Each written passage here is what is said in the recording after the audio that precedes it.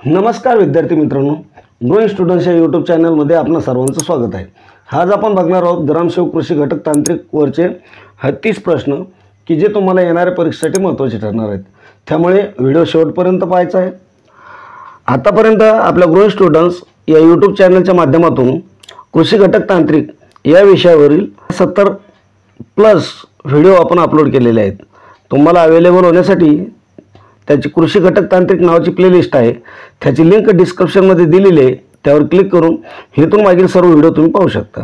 बरं मित्रांनो, चॅनलवर जर नवीन असाल तर लगेच आपल्या चॅनलला सबस्क्राइब करून घ्यायचं आहे, बेल आयकॉनला ऑलवर क्लिक करून टाकायचं आहे।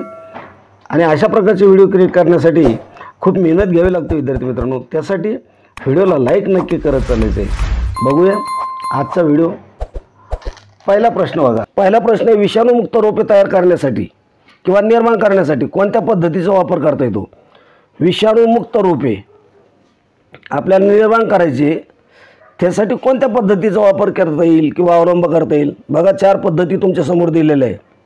काय आहे? ग्राफ्टिंग आहे, बंडिंग आहे, टिश्यू कल्चर आहे आणि स्प्राफ्टिंग आहे। तर या 4 पैकी तुम्हाला योग्य उत्तर द्यायचं आहे।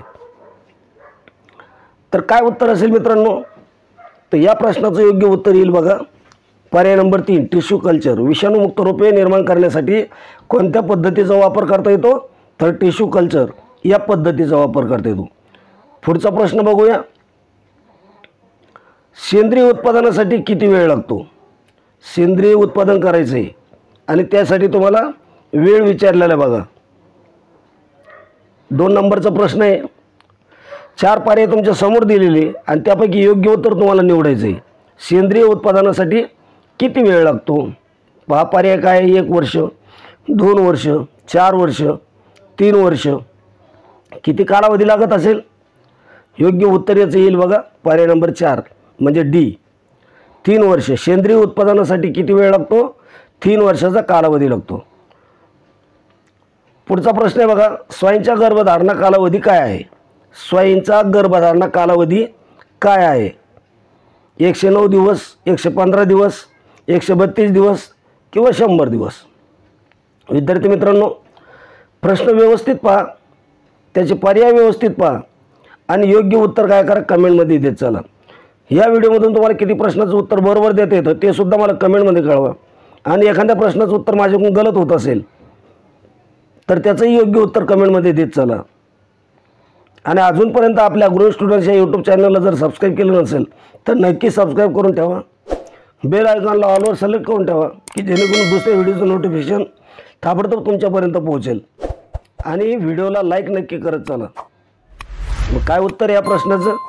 या प्रश्नाचं उत्तर आहे बघा बी, 115 दिवसाचा। स्वाईनचा गर्भधारणा कालावधी किती असतो? तर 115 दिवसाचा असतो। त्यानंतर आपण पुढचा प्रश्न बघूया। आपेडाद्वारे कोणती उत्पादने निर्माण केली जातात? म्हणजे कोणकोणती उत्पादनं आपेडाद्वारे निर्माण केली जातात असा प्रश्न त्यांनी आपल्या पुढे केलेला आहे आणि आपल्याला उत्तर द्यायचं आहे बघा। IMP प्रश्न आहे, अनेक वेळेस रिपिटेशन झालेले प्रश्न आहेत बघा। फ्लोरिकल्चर, बेकरी उत्पादने, कोको उत्पादने किंवा वरील सर्व। तर आपेडाद्वारे कोणकोणती उत्पादने निर्माण केली जातात? विद्यार्थी मित्रांनो, प्रश्न IMP आहेत, उत्तर काय असेल योग्य? तर बघा हे फ्लोरिकल्चर, बेकरी उत्पादने, कोको उत्पादने, हे जे उत्पादन सांगितले हे पूर्ण उत्पादनं आपेडाद्वारे निर्माण केली जातात। म्हणजे काय उत्तर काय येईल? डी, वरील सर्व उत्पादने। पुढचा प्रश्न पहा, पावसाच्या पाण्याने मातीच्या पृष्ठभागावरील थर अनौपचारिकपणे काढून टाकला जातो, या प्रकारच्या धुपीला काय म्हणतात? धुपीचा प्रकार विचारला तुम्हाला आणि जमिनीच्या कोणकोणत्या प्रकारे धुपी होतात या पूर्ण तुम्हाला माहीत असणं गरजेचं आहे। आता इथं कोणची धुपी विचारली तुम्हाला? पावसाच्या पाण्याने मातीच्या पृष्ठभागावरील थर अनौपचारिकपणे काढून टाकला जातो, या प्रकारच्या धुपीला काय म्हटलं जातं? बघा पर्याय तुमच्या समोर आहे आणि उत्तर तुम्हाला द्यायचं आहे। IMP प्रश्न आहे, काय म्हणणार या धुपीला तुम्ही? पावसाच्या पाण्याने मातीच्या पृष्ठभागावर थर जो काढला जातो तिला? उत्तर आहे बघा सीट इरोशन। सीट इरोशन असं आपण त्याला म्हणतो। पर्याय नंबर बी हे त्याचं उत्तर आहे। पुढचा प्रश्न आपण बघूया. काँग्रेसची चळवळ ना लोकांकडून प्रेरित होती ना त्यांनी योजलेली किंवा आखलेली असे कोण म्हटलेले. जी काँग्रेसची चळवळ होती ती लोकांना प्रेरित केलेली नव्हती ना त्यांनी योजना आखलेली होती असं कोण म्हटलेलं आहे. काँग्रेसची चळवळ ना लोकांकडून प्रेरित होती ना त्यांनी योजलेली किंवा आखलेली असे कोण म्हणाले. बघा 4 पर्याय आहे तुमच्यासमोर. Lord Dufferin, Lala Lajpat Rai, Lord Curzon आणि वरीलपैकी एकापेक्षा जास्त. तर कोण म्हटलेलं असं आहे की जी काँग्रेसची चळवळ ना लोकांकडून प्रेरित होती ना त्यांनी योजलेली किंवा आखलेली होती असं कोण म्हणलं होतं. तर पर्याय नंबर बी त्याचं उत्तर आहे लाला लजपत राय यांनी म्हटलेलं आहे. पुढचा प्रश्न आपण बघूया. खालीलपैकी कोणत्या खताला सेंद्रिय खत म्हणून ओळखले जाते. खताचे प्रकार दिलेले तुम्हाला DAP आहे, युरिया आहे, SSP आहे, MOP आहे. यापैकी खालीलपैकी कोणत्या खताला सेंद्रिय खत म्हणून ओळखले जाते. योग्य उत्तर पाहिजे. बऱ्याच वेळेस प्रश्न आपल्या सिरीजच्या माध्यमातून येऊन गेलेला आहे. विद्यार्थी मित्रांनो, आतापर्यंत आपल्या ग्रोइंग स्टुडंट्स या यूट्यूब चॅनलच्या माध्यमातून 100+ व्हिडिओ आपण कृषी घटक व तांत्रिक या विषयावर टाकलेले. त्याची प्लेलिस्ट आहे आणि त्याची लिंक मी तुम्हाला डिस्क्रिप्शनमध्ये दिलेली आहे. तिला प्ले करा आणि इथून पाठीमागचे सर्व महत्त्वाचे व्हिडिओ तुम्ही पाहून घ्या. हे सर्व त्याच्यामध्ये एका वाक्यात रिकाम्या जाग्यामध्ये कुठं ना कुठे हे प्रश्न येऊन गेलेले. खालीलपैकी कोणत्या खताला सेंद्रिय खत म्हणून ओळखलं जातं. कोणत्या खताला. पर्याय नंबर बी युरिया या खताला काय सेंद्रिय खत म्हणून ओळखले जाते. पुढचा प्रश्न आपण बघूया. खालीलपैकी कोणते धोके प्रधानमंत्री फसल विमा योजना तिला आपण PMFBY अंतर्गत समाविष्ट आहेत. खालीलपैकी कोणते धोके जी कोणती प्रधानमंत्री फसल विमा योजना आहे ना तिच्यामध्ये अंतर्गत म्हणजे समाविष्ट केलेले आहे. बघा 4 धोके तुम्हाला सांगितलेले. गारपीट आहे, चक्रीवादळ आणि मोसमी पाऊस, पूर, भूस्खलन. कोणते धोके असतील याच्यापैकी. हे 4 पर्याय तुम्हाला दिलेले. आता आपल्याला त्यापैकी योग्य पर्याय पाहायचा आहे. त्याचे उपपर्याय पहा. फक्त 1 आणि 1, 2 आणि 3, फक्त 2 आणि 4, 1, 2 आणि 4 आणि वरील सर्व. तर मग कोणकोणते धोके त्याच्या अंतर्गत येऊ शकतात बघा प्रधानमंत्री फसल विमा योजनेअंतर्गत. तर हे जे सांगितलेले सर्व गारपीट, चक्रीवादळ, मोसमी पाऊस, पूर, भूस्खलन हे जे सर्व धोके याच्यामुळे जर तुमच्या पिकाचं नुकसान होत असेल तर त्याचा विमा आपल्याला भेटू शकतो. म्हणजे उत्तर काय येईल वरील सर्व. पर्याय नंबर डी. पुढचा प्रश्न आपण बघूया. पायाभूत बियाणे कोणत्या बियाण्यापासून तयार होतात. बघा पायाभूत बियाणे म्हणतो आपण त्याला. ब्रीडर बियाणे, न्यूक्लियस बियाणे, नोंदणीकृत बियाणे, प्रमाणित बियाणे. तर जे पायाभूत बियाणं असतं कोणत्या बियाण्यापासून तयार होतं ते. तर त्याचं योग्य उत्तर काय येईल ब्रीडर बियाणे. पर्याय नंबर ए. पायाभूत बियाणे कोणत्या बियाण्यापासून तयार होतात तर ब्रीडर बियाण्यापासून तयार होतात. पर्याय नंबर ए हे त्याचं उत्तर आहे. पुढचा प्रश्न आपण बघूया. भाताची डॅश ही जात जास्तीत जास्त एकरी उत्पादन देते. भाताची कोणती जात आहे किती जास्तीत जास्त एकरी उत्पादन देते. बघा बासमती आहे, जय आहे, मसुरी आहे, IR8 आहे. कोणती जात आहे. बघा भातावर आपण सेपरेट भातावर 1-2 लेक्चर घेतलेले आणि या सर्व भाताचे जाती आहे याच्याबद्दल आपण सखोल चौकशी केलेली आहे. मग याच्यामधून तुम्हाला हे सांगायचं की भाताची कोणती जात आहे ती जास्तीत जास्त एकरी उत्पादन देते. योग्य पर्याय पर्याय नंबर डी IR8. IR8 ही जी जात आहे भाताची ती काय होती एकरी जास्तीत जास्त उत्पादन देते. पुढचा प्रश्न. झाडांच्या वाढीखालील क्षेत्र वाढवण्यासाठी वृक्ष आणि इतर वनस्पतीची वाढ नसलेल्या भागात वनीकरणाचा सराव डॅश असतो. काय प्रश्न नीट वाचा म्हणजे त्याचा अर्थ तुम्हाला समजेल. झाडांच्या वाढीखालील क्षेत्र वाढवण्यासाठी वृक्ष आणि इतर वनस्पतीची वाढ नसलेल्या भागात वनीकरणाचा सराव म्हणजे कोणता सराव आहे. मिश्र वनीकरण, विस्तारित वनीकरण, शेल्टर बेल्ट वनीकरण आणि मनोरंजन वनीकरण. ह्यापैकी योग्य उत्तर तुम्हाला निवडायचं आहे. प्रश्न नीट वाचायचा, त्याचे पर्यायसुद्धा नीट वाचायचे म्हणजे काय होईल तुम्हाला योग्य उत्तर देता येईल. झाडाच्या वाढीखालील क्षेत्र वाढवण्यासाठी वृक्ष आणि इतर वनस्पतीची वाढ नसलेल्या भागात वनीकरणाचा सराव काय आहे? विस्तारित वनीकरण म्हणतात त्याला. काय म्हटलं जाईल? पर्याय नंबर बी आहे त्याचं उत्तर आहे विस्तारित वनीकरण. पुढचा प्रश्न आपण बघा.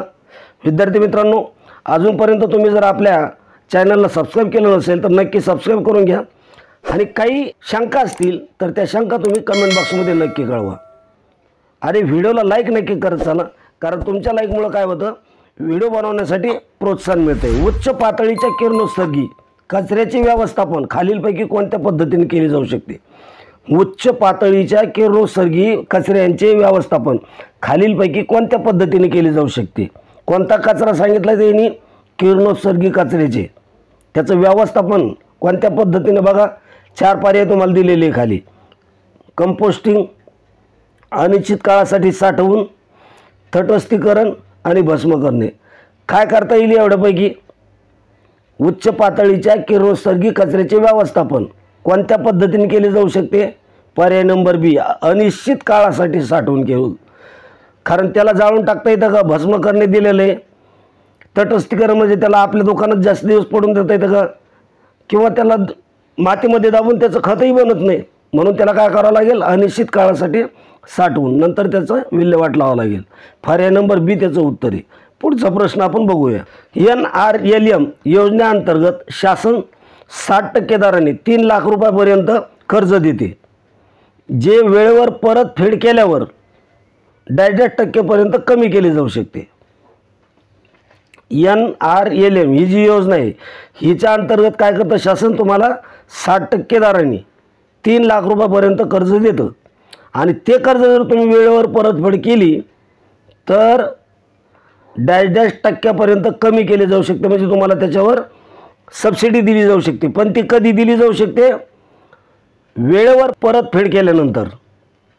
मग किती टक्केपर्यंत कमी केले जाऊ शकतं ते कर्ज? बघा, 4 पर्याय आहे तुमच्यासमोर. 13 नंबरचा प्रश्न आहे. योग्य उत्तर तुम्हाला द्यायचं आहे त्याचं. 5% 4% 6% 7% या योजनेअंतर्गत किती उत्तर येईल? पर्याय नंबर बी.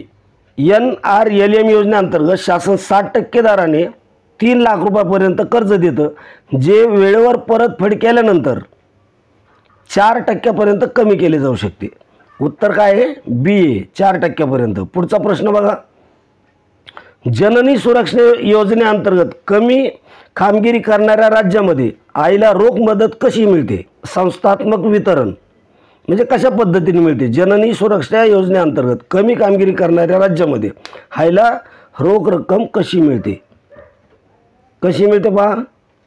पर्याय 2,500 रुपये, 3,000 रुपये, 1,400 रुपये, 1,200 रुपये. कशी मिळेल? पर्याय नंबर सी, 1,400 रुपये. जननी सुरक्षा योजनेअंतर्गत कमी कामगिरी करणाऱ्या राज्यामध्ये आईला रोख मदत कशी मिळते? तर त्याचं उत्तर आहे सी. पुढचा प्रश्न आपण बघूया. कोणता भाग यंत्राच्या हलत्या भागातील घर्षण कमी करतो? ही यंत्राचे तुम्हाला भाग दिलेले आणि त्यापैकी विचारलेले कोणता भाग यंत्राच्या हलत्या भागामधील घर्षण कमी करतो?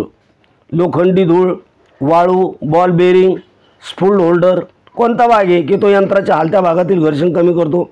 सर्वांना माहीत असेल, कारण हे जे यंत्र हे आपण वापरत असतो. कोणता भाग आहे मग यंत्राच्या हलत्या भागामधील घर्षण कमी करतो?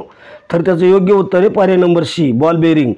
बॉल बेरिंग हा जो भाग आहे हा यंत्राच्या हलत्या भागामधील घर्षण कमी करतो. पुढचा प्रश्न बघूया. बीटमध्ये आढळणारा लाल रंग कोणत्या द्रव्यामुळे येतो?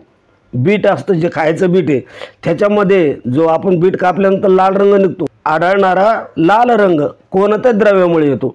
बीट सायनिन, लोह, लिग्निन, ॲथोसायनिन. कोणत्या भागामुळे येतो? योग्य उत्तर आहे पर्याय नंबर ए, बीट सायनिन. बीटमध्ये आढळणारा लाल रंग कोणत्या द्रव्यामुळे येतो? तर बीट सायनिन या द्रव्यामुळे येतो. पुढचा प्रश्न पहा. खालीलपैकी कोणत्या माती प्रकारात पाणी धरून ठेवण्याची क्षमता कमी आहे? पाणी धरून ठेवण्याची क्षमता कमी आहे कोणत्या माती प्रकारामध्ये? बघा 17 नंबरचा प्रश्न आहे.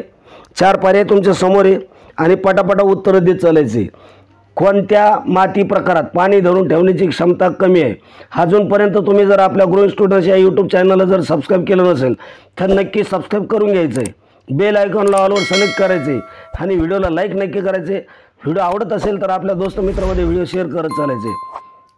कोणत्या माती प्रकारात पाणी धरून ठेवण्याची क्षमता कमी आहे? या प्रश्नाचं उत्तर तुम्हाला द्यायचं आहे, कमेंटमध्ये द्यायचं आहे. पर्याय बघा तुमच्यासमोर, चिकन माती, वालुकामय माती, वालुकामय चिकन माती आणि गाळाची माती. यापैकी कोणत्या मातीमध्ये किंवा कोणत्या माती प्रकारामध्ये पाणी धरून ठेवण्याची क्षमता कमी आहे? पुढचा प्रश्न आपण बघूया. तेलंगणात प्रचलित असलेली देवदासी जोगिनी प्रथा कोणत्या मूलभूत अधिकाराचे उल्लंघन करणारी आहे? तेलंगणा जे राज्य आहे या राज्यामध्ये एक प्रथा प्रचलित आहे, कोणची? देवदासी किंवा तिला आपण जोगिनी म्हणतो. ही प्रथा कोणत्या मूलभूत अधिकाराचे उल्लंघन करणारी आहे? बघा 4 पर्याय आहे तुमच्यासमोर. समानतेचा अधिकार, धर्म स्वातंत्र्याचा अधिकार, शोषणाविरुद्ध हक्क आणि माहितीचा अधिकार. यापैकी कोणत्या अधिकाराचा भंग करणारी प्रथा आहे ती?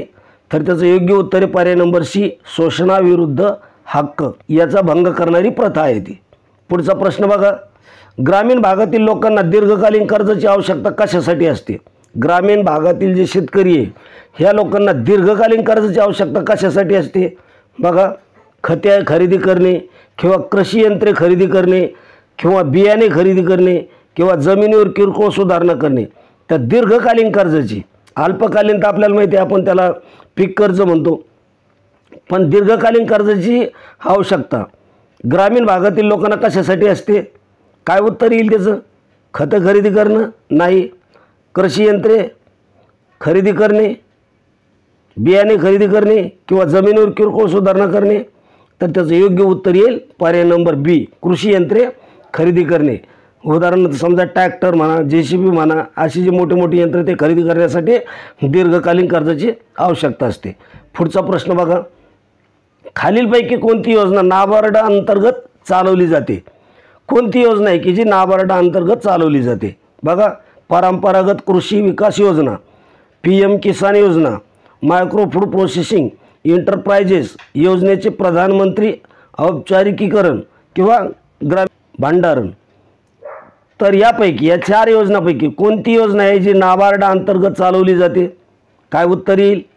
4 पर्याय तुमच्या समोर आहे आणि योग्य उत्तर तुम्हाला द्यायचं आहे. खालीलपैकी कोणती योजना नाबार्ड अंतर्गत चालवली जाते? तर त्याचं योग्य उत्तर आहे पर्याय नंबर डी, ग्रामीण भांडारण. ग्रामीण भांडारण ही जी योजना ही काय नाबार्ड अंतर्गत चालवली जाते. पुढचा प्रश्न आहे. खालीलपैकी रब्बी पिके कोणती आहेत? पिकं दिलेली तुम्हाला आणि त्यापैकी तुम्हाला विचारलेले की रब्बी पिकं कोणती आहे? पर्याय नीट वाचा. मक्का आणि वाटाणे, बार्ली आणि हरभरा, भात आणि कापूस आणि यापैकी सर्व. रब्बी हंगाम, खरीप हंगाम आणि उन्हाळी हंगाम याबद्दल आपण सविस्तर डिस्कस केलेले आहे पाठीमागच्या व्हिडिओमध्ये. खरीपामध्ये कोणती पिकं येतात, रब्बीमध्ये कोणती पिकं येतात आणि तिन्ही हंगामामध्ये कोणती पिकं येतात यावर सर्व डिस्कशन झालेलं आहे आपलं. तर खालीलपैकी फक्त रब्बी पिके कोणती आहेत? कोणती असेल मग? पर्याय नंबर 2, बार्ली आणि हरभरा. हे जे पीक आहे फक्त रब्बी हंगामातच पेरल्या जातात. पुढचा प्रश्न बघूया. भारतीय मृदेमध्ये सर्वसाधारणपणे कार्बन नायट्रोजनचे गुणोत्तर काय आहे? भारतामध्ये जी मृदा आहे, आता भारतामध्ये वेगवेगळ्या प्रकारच्या मृदा आहे, आपण त्याही पाहिलेल्या आहेत.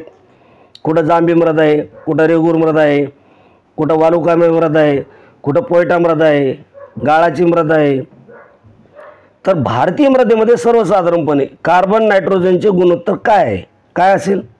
बघा 4 पर्याय आहे तुमच्यासमोर, योग्य उत्तर तुम्हाला द्यायचे. भारतीय मृदेमध्ये सर्वसाधारणपणे नायट्रोजनचे गुणोत्तर आहे बघा पर्याय नंबर सी, 10:1.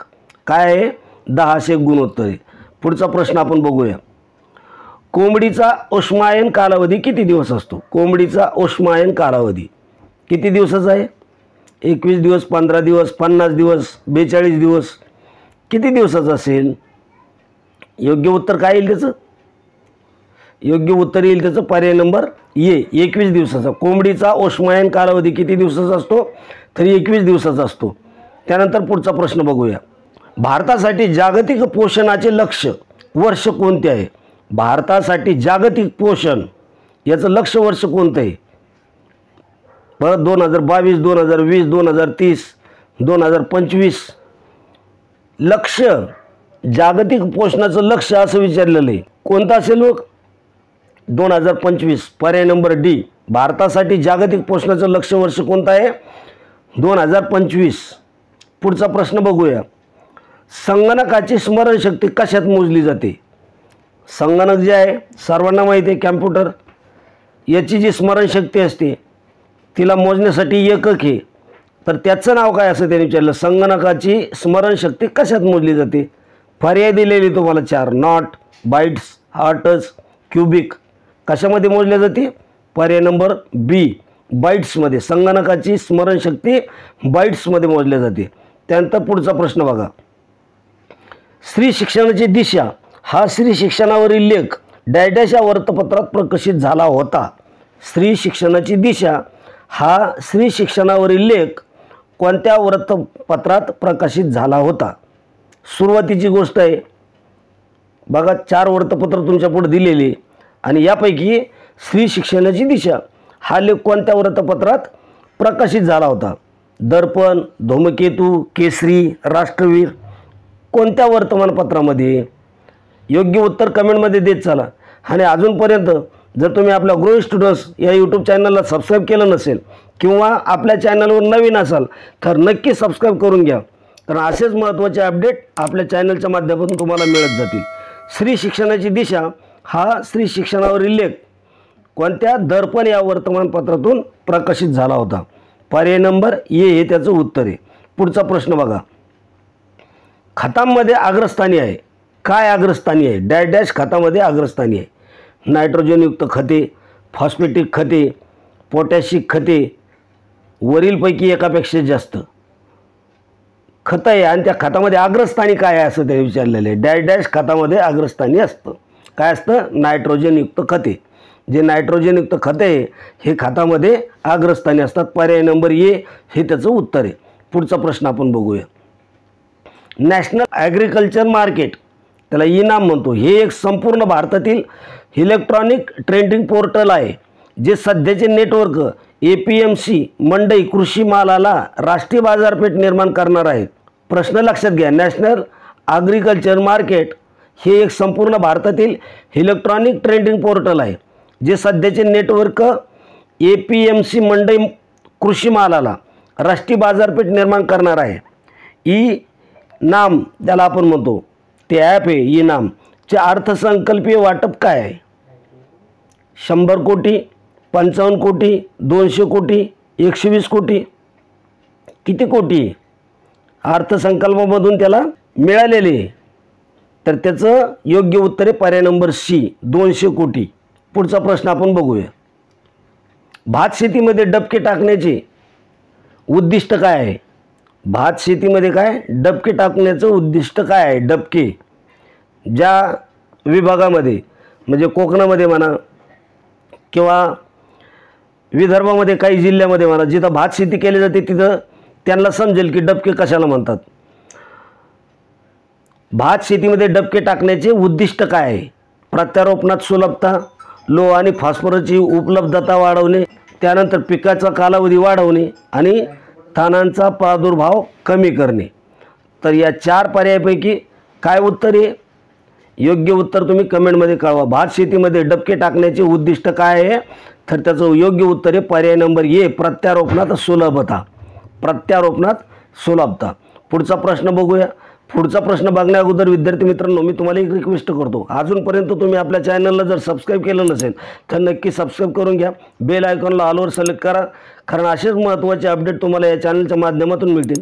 आणि व्हिडिओ आवडत असेल तर व्हिडिओला लाईक नक्की करत चला, आपल्या दोस्त मित्रांमध्ये व्हिडिओ शेअर करत चला. बघा पुढचा प्रश्न काय आहे. आंतरराष्ट्रीय नैसर्गिक आपत्ती निवारण दिन कोणत्या दिवशी साजरा केला जातो?